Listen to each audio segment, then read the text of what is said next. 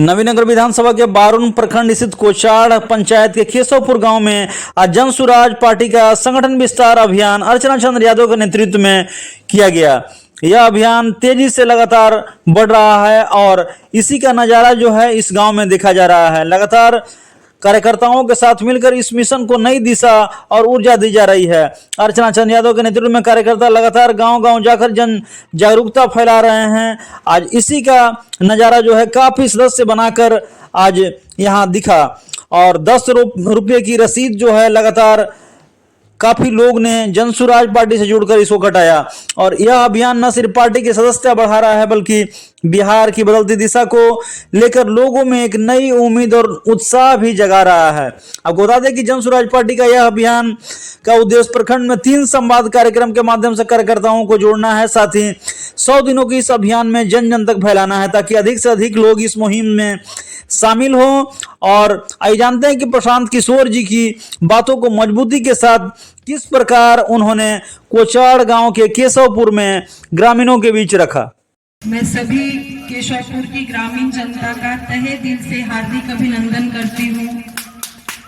आज फिर से बिहार सभी लोगों के बारे में, क्योंकि जब भी चुनाव आता है तो चुनाव एक ऐसी शक्ति है जिसे हर आदमी चाहता है कि वो वोट दे, उसकी आर्थिक, सामाजिक और शैक्षणिक स्थिति में परिवर्तन हो।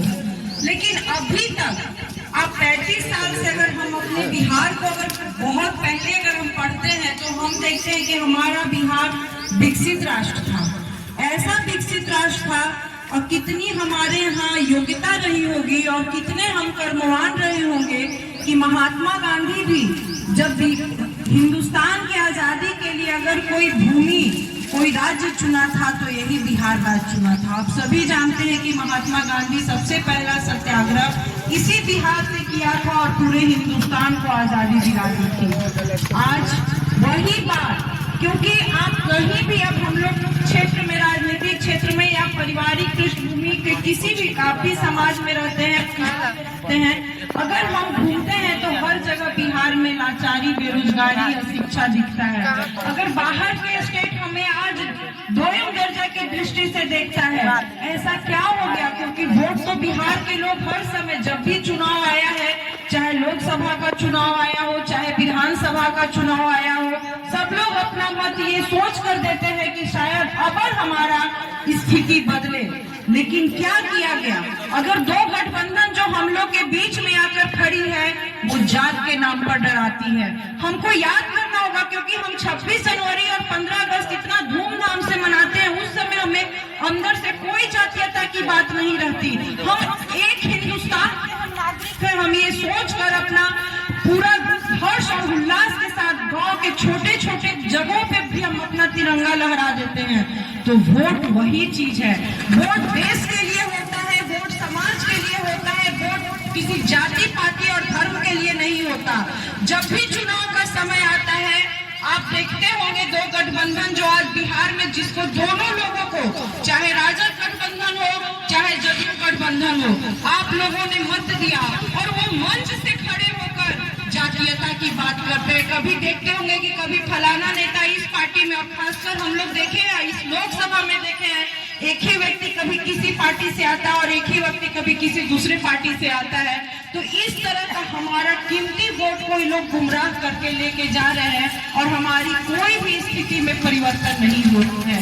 और जो व्यक्ति जन सुराज में आया है, प्रशांत किशोर, वो ऐसा व्यक्ति, ऐसा रणनीतिकार है, किसी से छिपा हुआ नहीं। आप सभी जानते हैं कि अभी जो ये बिहार की सरकार है, जो 7 निश्चय योजना भी इसी प्रशांत किशोर का ही देन था। और वही प्रशांत किशोर सब जब दोनों तरह का उन्होंने मदद किया, लेकिन देखा कि लोग सत्ता में आकर और सत्ता का सुख लिया और बिहार के लोगों के बारे में नहीं सोचा, तब उन्होंने जन सुराज पार्टी बनाई।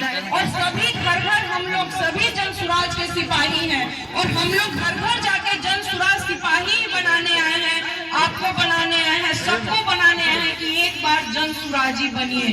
अपने बिहार के बारे में सोचिए, अपनी व्यवस्था के बारे में सोचिए। और उन्होंने खुले तौर पे कहा है कि बिहार में आप कहीं भी, आप लोग भी ग्राम में रहते हैं, आप अगर गांव में जाइएगा तो वहाँ कोई भी नवयुवक आपको बहुत कम दिखता है। क्यों? क्योंकि पलायन हो रहा है बहुत तेजी से। इस बिहार में कोई रोजगार नहीं। आपके बच्चे सिर्फ 10 से 15 हजार रुपए कमाने के लिए दूसरे जगह चले जाते हैं। अगर 10 से 15 हजार रुपया कोई बहुत बड़ी रकम नहीं होती है। 10 से 15 हजार रुपया में वो व्यक्ति सिर्फ अपना ही भला करता है, अपने परिवार को भी कुछ नहीं भेज पाता। तो जन सुराज का कहना है कि अगर आपकी मदद से, अगर आप सब जन सुराजी होकर एक बार अपना बहुमूल्य वोट देते हैं, तो अगर जन सुराज की सरकार बनेगी तो जो 10 से 15 हजार रोजी रोटी के लिए हमारे बच्चे, हमारा नवयुवक जो बिहार छोड़कर दूसरे प्रदेश जाता है, आपके जगह पर ही उसको 10 से 15 हजार रुपए का काम मिलेगा। और दूसरा, आज पेंशन, हम ब्लॉक प्रमुख रहे हैं, पेंशन के नाम पर कितनी बड़ी लंबी लाइन लगी है वो हम लोग अपने आंख से देखे हुए हैं। लेकिन वृद्धा पेंशन जिसको मिला वो भी संतुष्ट नहीं, जिसको नहीं मिला वो भी संतुष्ट नहीं, क्योंकि वृद्धा पेंशन सिर्फ 400 रुपए दिया जाता है। इस महंगाई में 400 रुपए वृद्धा पेंशन से क्या होगा वो किसी से छिपा हुआ नहीं। तो जन सुराज का कहना है कि अगर उसकी सरकार बनती है तो वृद्धा पेंशन 2000 रुपए कर दी जाएगी, चाहे वो महिला हो या पुरुष 60 वर्ष से जो ऊपर है।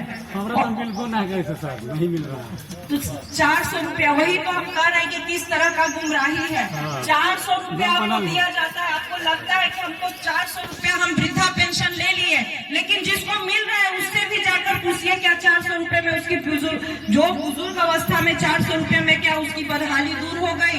और अभी हम गांव-गांव जा रहे हैं, 4 किलो अनाज के लिए पूरा मारामारी चल रहा है। जिसको देखिए हमको अनाज नहीं मिल रहा है, हमको अनाज नहीं मिल रहा है। सब आप लोग समाज के सम्मानित नागरिक हैं। 4 किलो अनाज, 5 किलो की घोषणा हुई थी, 4 किलो अनाज मिलता है क्या? 4 किलो अनाज में 4 दिन भी परिवार भरपेट खा सकता है? ऐसी बात जन सुराज यही कहना चाहता है कि आप अपनी ताकत को समझिए। आपका पैसा है, आप अगर आपको 4 किलो 5 किलो अनाज मिल रहा है, पेंशन मिल रहा है, आप ही का कर्ज ले रहा है सरकार और आपको भीख के रूप में दे रहा है। अगर आप जाइए, आज बहुत सी महिलाएं सुबह में भी हमारे दरवाजे पे आई थी, उन लोग का कहना है कि 4 किलो अनाज के लिए उनको 3000 रुपया घूस मांगा जा रहा है। तो क्या इस तरह की योजना का बहिष्कार क्या बिहार के नागरिकों को नहीं करना चाहिए? 4 दिन के लिए आप ही के पैसा को बंदर की तरह बांटकर और आपके अंदर एक जज्बा जगाता है कि हम तुम्हें 4 किलो अनाज देंगे। क्या ऐसी सरकार हमें चाहिए? हमें वैसी सरकार चाहिए। जन सुराज का यही कहना है कि चेतना जगना चाहिए।